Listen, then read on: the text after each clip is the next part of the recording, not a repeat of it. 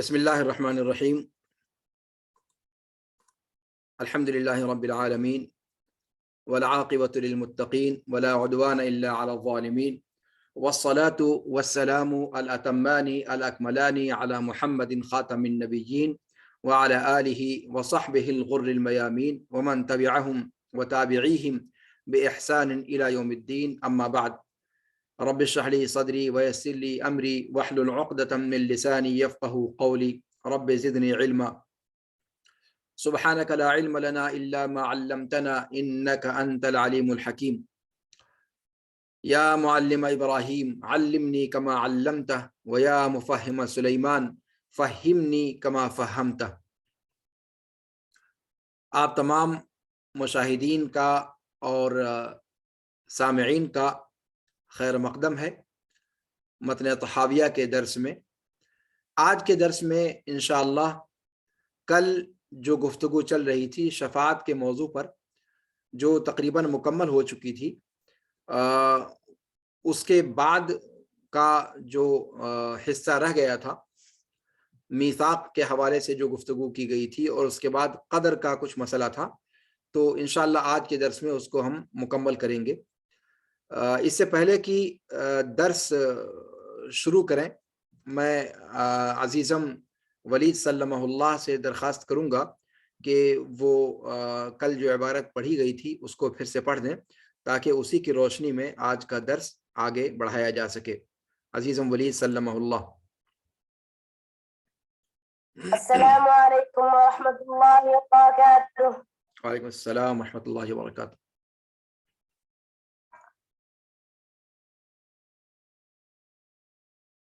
بسم اللہ الرحمن الرحیم۔ قال امام الطحاوی رحمہ اللہ تعالی: والشفاعة التي ادخرها لهم حق كما روي في الأخبار، والميثاق الذي أخذه الله تعالى من آدم عليه السلام وذريته حق، وقد علم الله فيما لم يزل عدد من يدخل الجنة وعدد من يدخل النار جملة واحدة، فلا يزاد في ذلك العدد ولا ينقص منه، وكذلك أفعالهم فيما علم منهم أن يفعلوه، وكل ميسر لما خلق له، والأعمال بالخواتيم، والسعيد من سعد بقضاء الله، والشقي من شقي بقضاء الله، وأصل القدر سر الله في خلقه، لم يطلع على ذلك ملك مقرب ولا نبي مرسل، والتعمق والنظر في ذلك ذريعة الخذلان وسلم الحرمان ودرجة الطغيان، فالحذر كل الحذر من ذلك نظرا وفكرا ووسوسة، فإن الله تعالى طوى علم القدر عن أنامه ونهاهم عن مرامه، كما قال تعالى: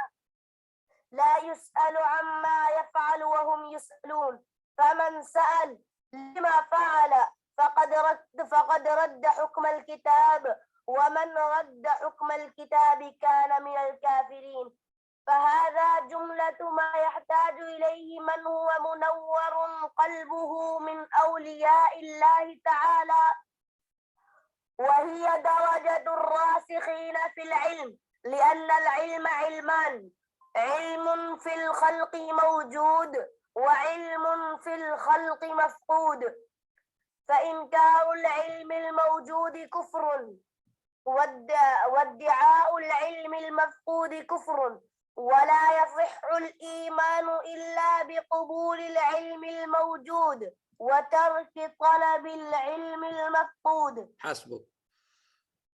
تو یہ ہے وہ حصہ جس پر انشاءاللہ آج بھی اپنی گفتگو جاری رکھیں گے۔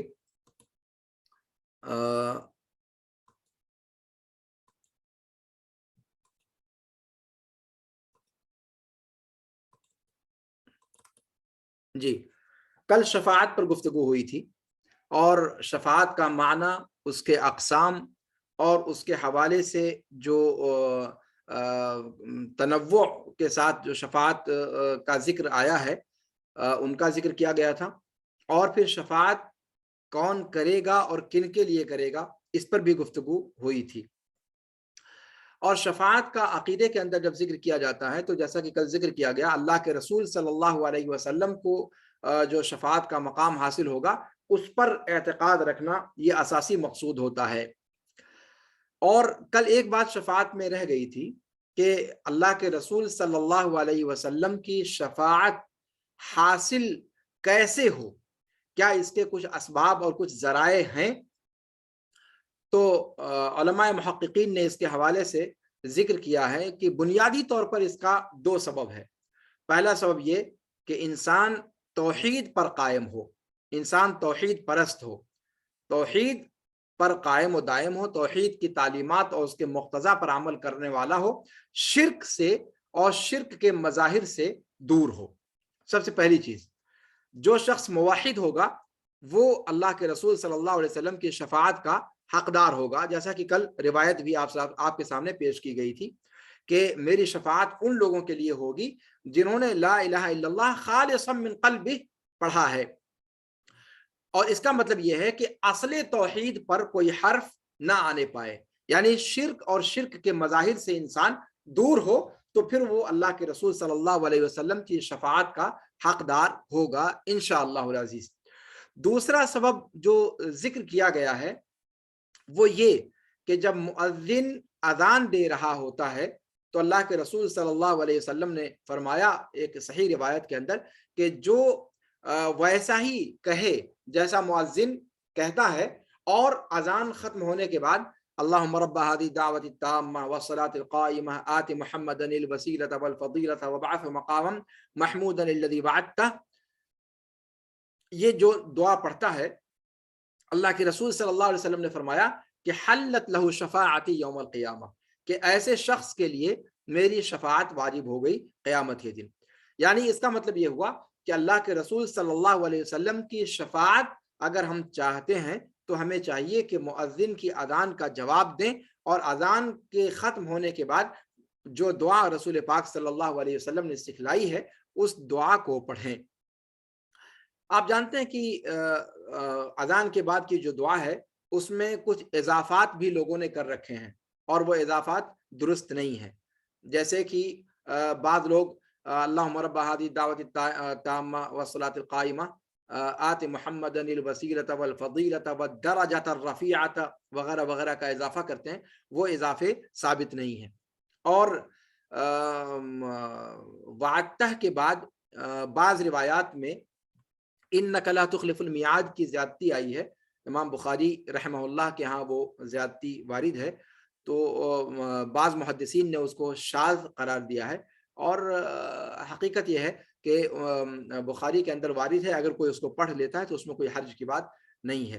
بہرحال تو اذان کے بعد کی جو دعا ہے، اذان کا جواب اور اذان کے بعد کی دعا جو برابر پڑھتا ہے انشاءاللہ العزیز اللہ کے رسول صلی اللہ علیہ وسلم کی شفاعت کا وہ حقدار ہوگا۔ اللہ رب العالمین ہم میں سے ہر شخص کو، اللہ رب العالمین ہمیں، ہمارے متعلقین کو اور ہمارے پرکھوں کو اللہ کے رسول صلی اللہ علیہ وسلم کی شفاعت کا حقدار بنائے۔ اس کے بعد جو امام طحاوی رحمہ اللہ نے فرمایا کہ والمیثاق الذی اخذہ اللہ تعالی من آدم وذریتہ حق، کہ وہ عہد و پیمان جو اللہ رب العالمین نے آدم علیہ الصلوۃ والسلام اور ان کی ذریت سے لیا یہ حق ہے۔ اس کے بعد امام طحاوی نے کہا کہ وقد علم اللہ تعالی فیما لم یزل عدد من يدخل الجنة وعدد من يدخل النار جملة واحدة فلا يزاد في ذلك العدد ولا ينقص منه۔ اللہ رب العالمین نے یقینی طور پر جان لیا اپنے سابق علم میں کہ جنت میں داخل ہونے والوں کی تعداد کتنی ہے اور جہنم میں داخل ہونے والوں کی تعداد کتنی ہے، اجمالی طور پر یا تفصیلی طور پر۔ فلا یزاد فی ذلک العدد، اس عدد میں کوئی بیشی نہیں کی جائے گی اور نہ ہی اس کے اندر کوئی کمی کی جائے گی۔ ایسے ہی بندوں کے افعال کو اللہ رب العالمین نے جان لیا اپنے سابق علم میں کہ وہ کیا کیا کریں گے. اور اس کے بعد فرمایا وَكُلٌّ مُيَسَّرٌ لِمَا خُلِقَ لَهُ، اور ہر شخص آسان بنا دیا گیا ہے اس کام کو، ہر شخص کے لیے آسان بنا دیا گیا ہے وہ کام جس کے لیے اسے پیدا کیا گیا ہے، اور اعمال کا مدار خاتمے پر ہے، آخری اعمال پر ہے. سعید وہ ہے جو اللہ کی قضا کے ذریعے سے سعید بنا، اور شقی وہ ہے جو اللہ کی قضا کے اعتبار سے شقی بنا.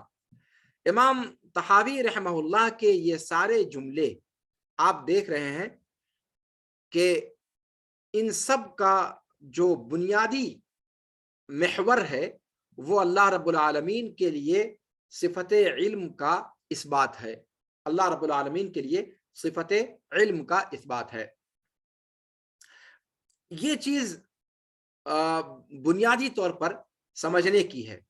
اور اللہ رب العالمین نے جب مخلوقات کو پیدا کیا تو ان مخلوقات کو پیدا کرنے سے پہلے ان مخلوقات کے بارے میں تفصیلی طور پر ان کی کارکردگی کے بارے میں، ان کے اعمال کے بارے میں، ان کے اعتقادات کے بارے میں، ان کے ظاہری اور باطنی اعمال کے بارے میں اللہ رب العالمین پہلے سے علم رکھتا تھا. تو اللہ تعالیٰ ان کو بھی جانتا تھا، اور ان کے ذریعے جو اعمال ظہور پذیر ہونے والے ہیں ان کو بھی اللہ رب العالمین جانتا تھا سابق علم کے اندر. اور یہ علم کا جو مسئلہ ہے اسی کا تعلق تقدیر سے ہے، اسی کا تعلق تقدیر سے ہے.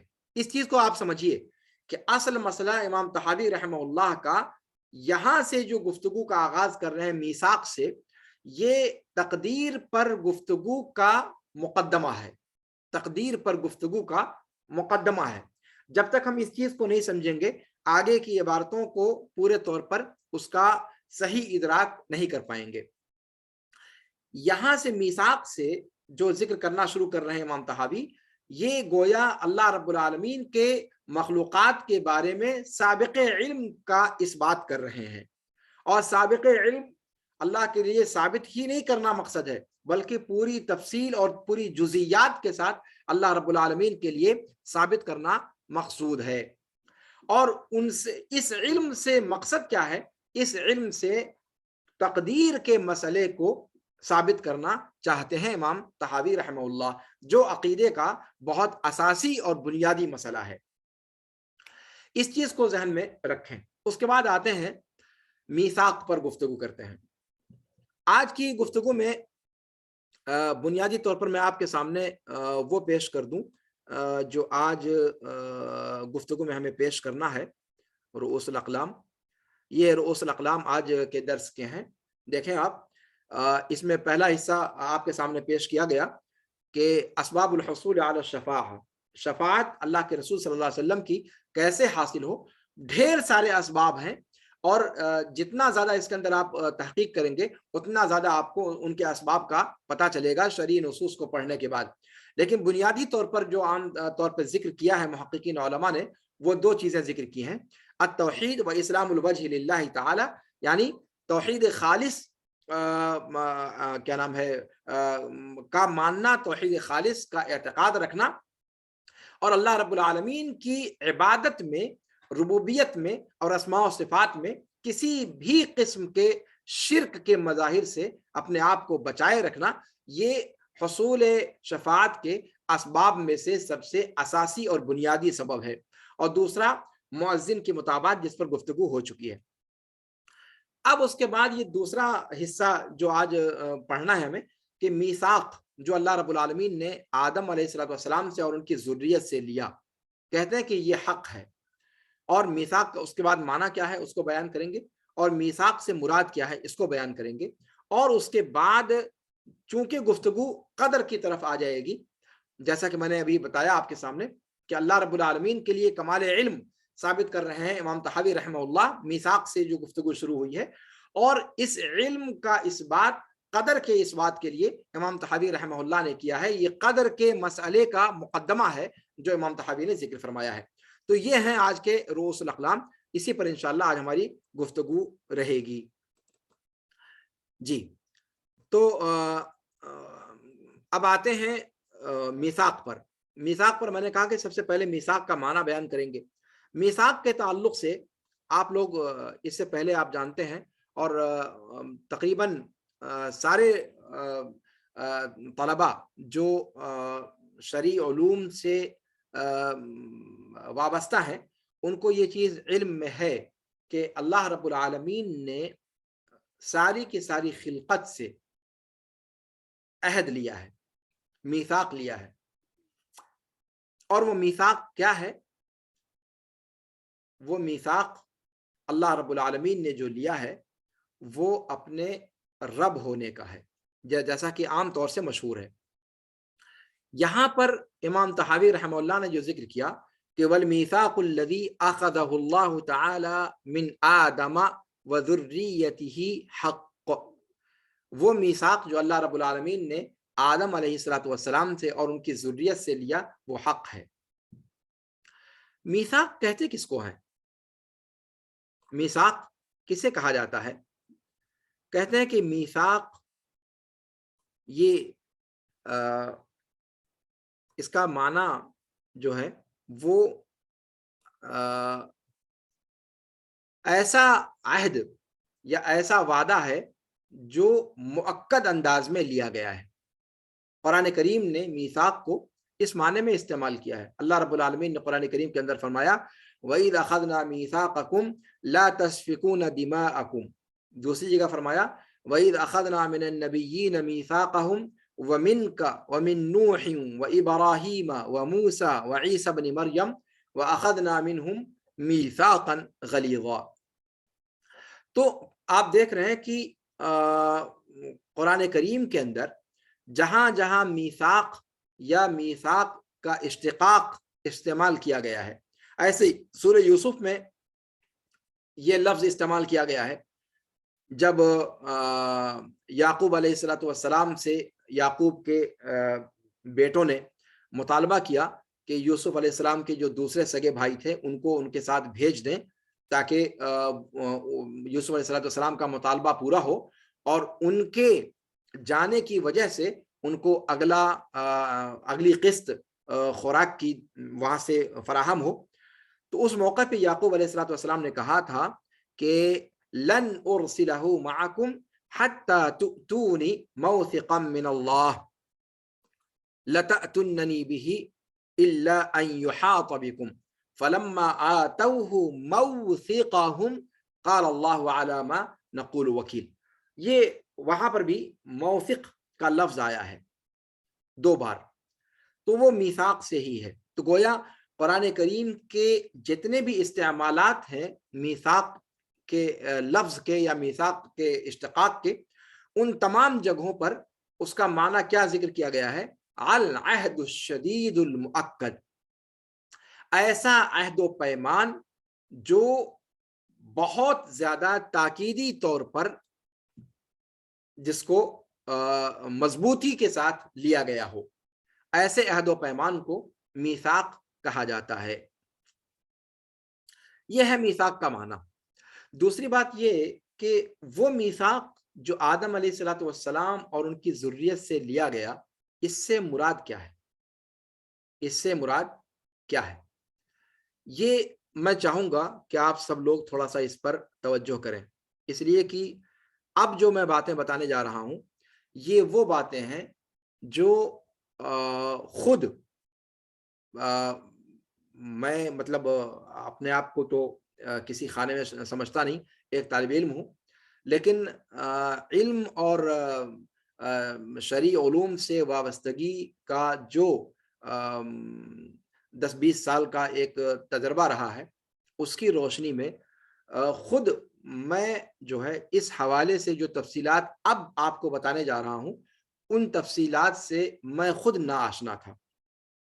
آپ کے سامنے متن طحاویہ کے درس دینے کے فوائد میں سے ایک فائدہ یہ بھی ہے کہ مجھے خود وہ بہت ساری چیزیں ایسی معلوم ہوئی جو میرے علم کے اندر نہیں تھیں اس سے پہلے, اور سلف نے اس کو ذکر کیا ہے کہ انسان جب نشر و اشاعت میں لگتا ہے علم کی تو بہت سارے ایسے پہلو اس کے سامنے آتے ہیں جو خود اس کے لیے نفع بخش ہوتے ہیں. غیروں کو کیا فائدہ پہنچتا ہے نہیں پہنچتا ہے وہ تو آپ بتائیں گے کہ آپ کو کچھ فائدہ متن تحاویہ کے درس سے ہو رہا ہے یا نہیں ہو رہا ہے، لیکن میں اپنی ذات کے بارے میں بتلا رہا ہوں کہ مجھے کل رات ایک عجیب و غریب اور ایک نیا فائدہ حاصل ہوا ہے جو اب تک مجھے خود اپنے علم کے اندر یہ چیز نہیں تھی.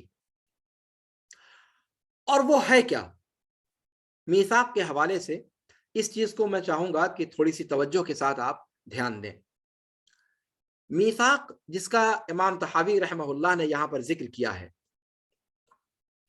امام طحاوی رحمہ اللہ نے جس میثاق کا یہاں پر ذکر کیا ہے، یہ میثاق ہے کیا؟ یہ میثاق ہے کیا؟ امام طحاوی رحمہ اللہ نے یہاں پر کہا کہ وہ میثاق جو اللہ تعالیٰ نے آدم سے اور ان کی ذریت سے لیا یہ حق ہے.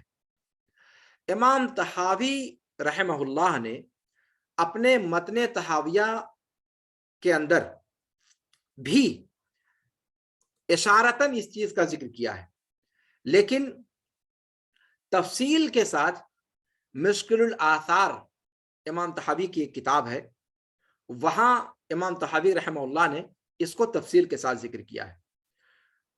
اور نہ صرف امام طحاوی رحمہ اللہ بلکہ علماء سلف کی ایک بہت بڑی معتدبہ تعداد ہے جنہوں نے میثاق کے تذکرے میں جو روایات آئی ہوئی ہیں اللہ کے رسول صلی اللہ علیہ وسلم سے کہ اللہ رب العالمین نے آدم علیہ السلام اور ان کی ذریت سے میثاق لیا، اس روایت کے ضمن میں قرآن کریم کی آیت کریمہ وَإِذْ أَخَذَ رَبُّكَ مِنْ بَنِي آدَمَ مِنْ ظُهُورِهِمْ وَأَشْهَدَهُمْ عَلَىٰ أَنفُسِهِمْ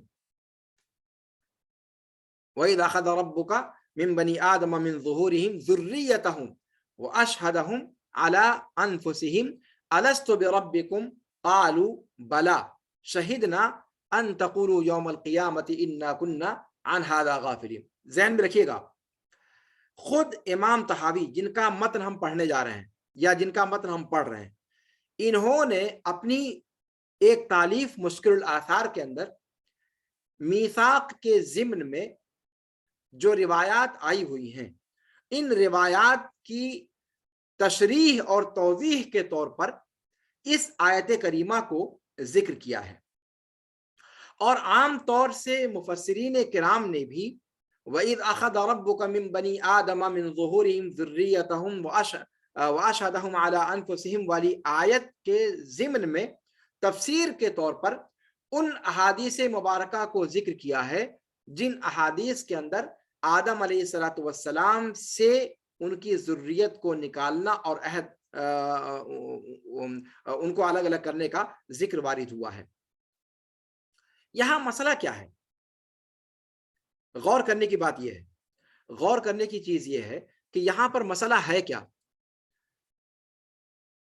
مسئلہ بہت اہم ہے، اس لیے کہ جو محققین علماء ہیں، امام ابن تیمیہ ہیں، امام ابن کثیر ہیں یا اور دیگر علماء، ان لوگوں نے ذکر کیا کہ آیت کریمہ کے اندر جو مضمون بیان کیا گیا ہے اس کا میثاق سے کوئی لینا دینا نہیں ہے.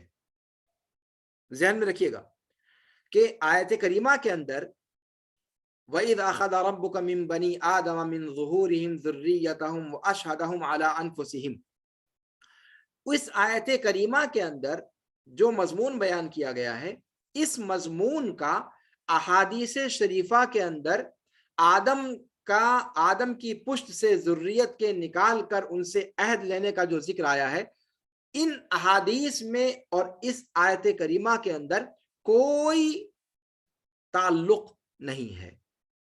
جبکہ میں نے آپ سے ذکر کیا کہ عام طور پر عقیدے کے اندر یا حدیث کے اندر یا تفسیر کے اندر علماء کرام نے جو ذکر کیا ہے وہ آیت کریمہ کو ان احادیث کی شرح کے طور پر ذکر کیا ہے. یعنی بلفظ دیگر ہم گفتگو کو اس طریقے سے بھی کہہ سکتے ہیں کہ وہ میثاق جو اللہ رب العالمین نے آدم سے ان کی ذریت کو نکال کر کے لیا، کیا اس میثاق کا ذکر قرآن کریم کے اندر موجود ہے؟ اگر ہم یہ کہتے ہیں کہ امام طحاوی رحمہ اللہ نے مشکل الاثار کے اندر یا خود طحاویہ کے متن کے شارح ابن ابی العز رحمہ اللہ اور دیگر مفسرین اور شارحین نے جو طریقہ کار اپنایا ہے، اگر اس کو ہم سامنے رکھتے ہیں تو پھر ہم یہ کہیں گے کہ اس میثاق جس کا ذکر یہاں پر امام طحاوی رحمہ اللہ کر رہے ہیں، اس کا ذکر قرآن کریم کے اندر آیا ہوا ہے۔ اور کہاں آیا ہوا ہے؟ وَإِذْ أَخَذَ رَبُّكَ مِنْ بَنِي آدَمَ مِنْ ظُهُورِهِمْ ذُرِّيَّتَهُمْ وَأَشْهَدَهُمْ عَلَىٰ أَنفُسِهِمْ کے اندر۔ لیکن اگر امام ابن تیمیہ اور ابن قیم اور امام ابن کثیر اور دیگر محققین علماء کی بات کو مانیں تو پھر ہمیں یہ سمجھ میں آتا ہے کہ آیت کریمہ کے اندر جو باتیں کہی گئی ہیں اس کا ان احادیث شریفہ سے جن کے اندر آدم علیہ السلام سے ان کی ذریت کے نکالنے کا اور جنت اور جہنم کی مخلوقات کے الگ الگ کر دینے کا جو تفصیل کے ساتھ تذکرہ آیا ہے، ان روایات کا اس آیت کریمہ کے مضمون سے کوئی لینا دینا نہیں ہے۔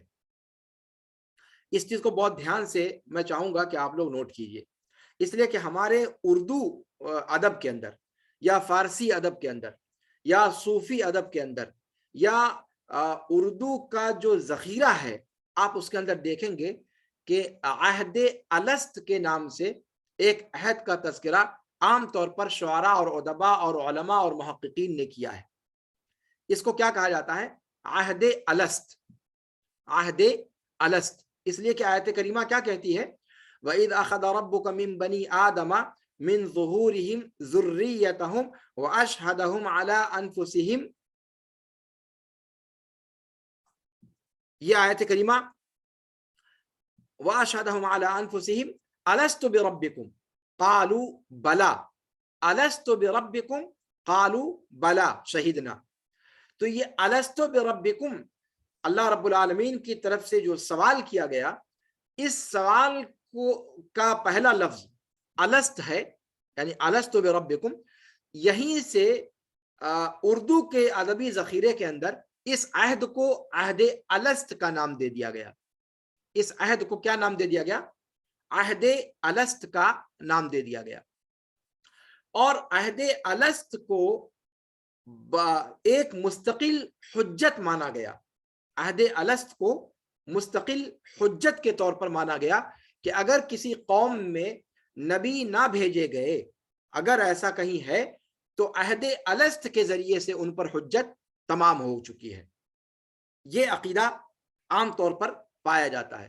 اور یہ جو میں بات کہہ رہا ہوں، یہ میں نے آپ کو بتلایا کہ میں خود ابھی کل پرسوں تک میرے ذہن میں بھی یہی بات تھی کہ عہد الست اور روایات کے اندر عمر رضی اللہ تعالیٰ عنہ کی روایت ہے، عباس رضی اللہ تعالیٰ عنہ کی روایت ہے، اور چند صحابہ کرام سے جو روایات مروی ہیں آدم علیہ السلام کی پشت سے ذریتوں کے نکالنے کا اور جنتی اور جہنمی الگ الگ کرنے کا، کل پرسوں تک میں خود بھی یہی سمجھ رہا تھا کہ عہد الست کی تفصیل یہ روایات بیان کر رہی ہیں۔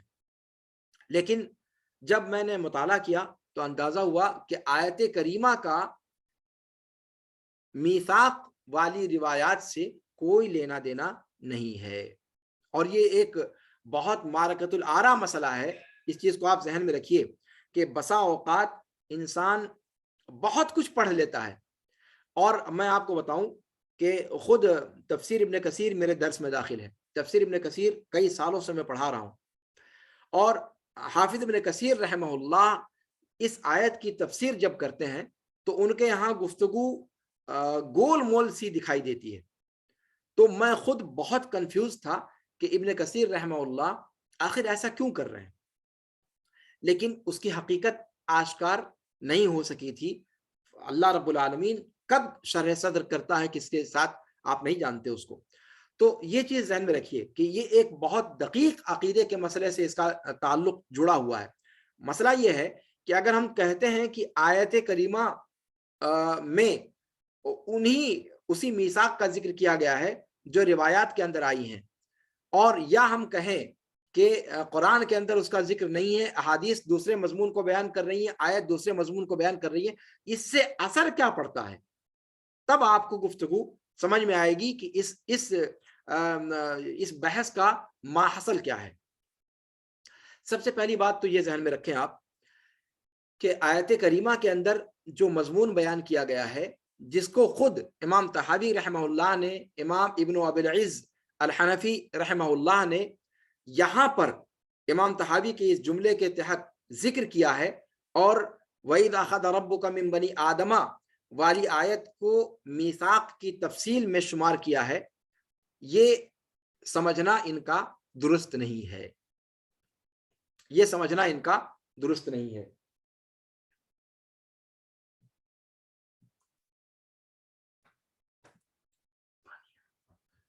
یہ سمجھنا ان کا درست نہیں ہے، اور اس کی وجہ کیا ہے؟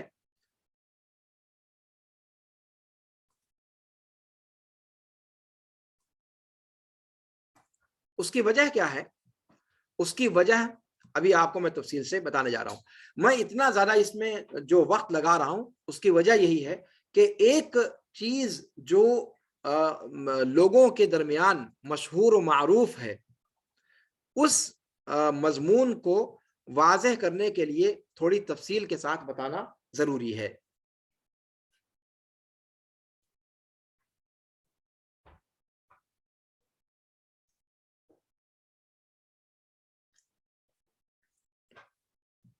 یہ آیت کریمہ میثاق سے اس کا کوئی لینا دینا نہیں ہے۔ میثاق والی روایت میں ہے کیا؟ میثاق والی روایت میں ہے کیا؟ سب سے پہلے وہ چیز ہم سمجھ لیں تاکہ اسی کی روشنی میں پھر ہم گفتگو کو آگے بڑھائیں۔ وہ روایتیں جو اللہ کے رسول صلی اللہ علیہ وسلم سے مروی ہیں، ان کے اندر یہ ذکر کیا گیا ہے کہ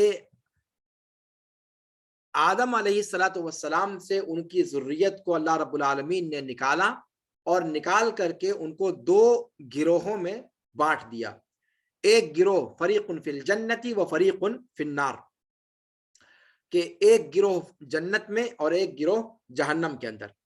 اور اس میں اللہ رب العالمین کی حکمت کیا تھی؟ ایسا کرنے میں اللہ رب العالمین کی حکمت کیا تھی، جن کا ذکر روایت کے اندر آیا ہے؟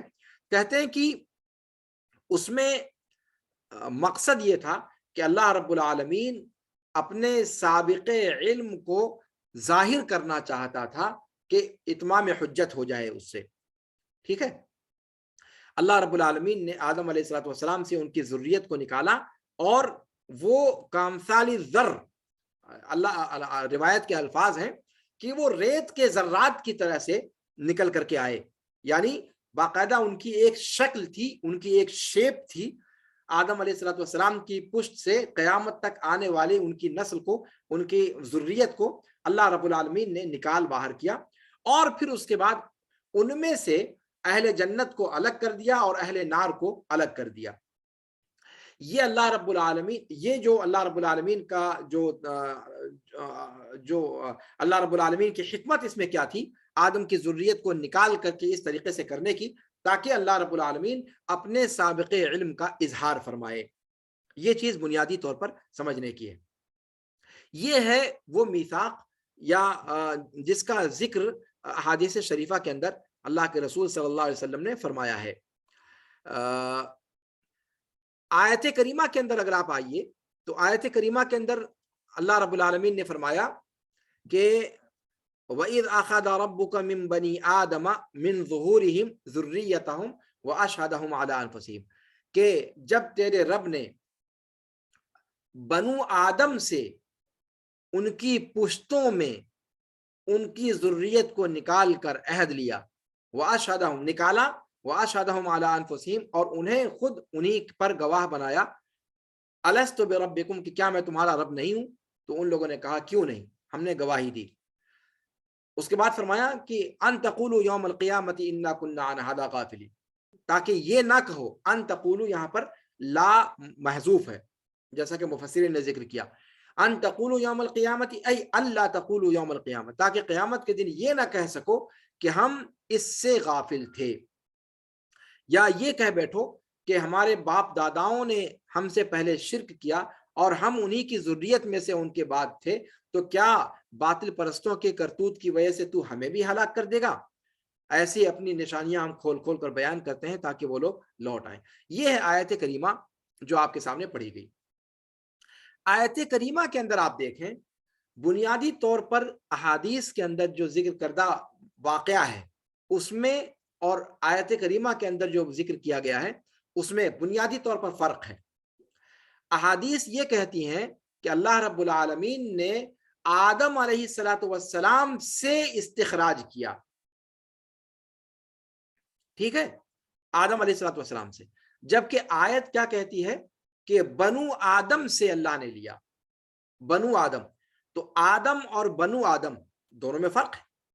اچھا، حدیث میں احادیث شریفہ میں آیا کہ آدم علیہ السلام کی پشت سے یعنی زہر آدم سے اللہ رب العالمین نے نکالا، جبکہ آیت کریمہ کہتی ہے من بنی آدم من ظہورہم، من ظہورہم یعنی ان کی پشتوں سے۔ اس کا مطلب یہ ہوا کہ احادیث الگ باب میں ہے اور آیت کریمہ الگ باب میں ہے۔ احادیث یہ کہہ رہی ہیں کہ آدم علیہ السلام کی پشت سے براہ راست اللہ رب العالمین نے نکالا قیامت تک آنے والی ذریت کو، اور ان سے پھر جیسا معاملہ ہوا وہ کیا آگے، جبکہ آیت یہ کہتی ہے کہ بنو آدم سے ان کی پشتوں میں سے ان کی ذریتوں کو نکالا۔ یہاں پر جو لوگ آیت سے استدلال کرتے ہیں کہ آیت کریمہ اسی میثاق کے مضمون کو بیان کرتی ہے، وہ یہ کہتے ہیں کہ بنو آدم آیت کے اندر ذکر کیا گیا ہے، یعنی مسبب کو ذکر کر کے سبب مراد لیا ہے۔ اس طریقے کا جو ہے عربی زبان میں ایک اسلوب چلتا ہے کہ مراد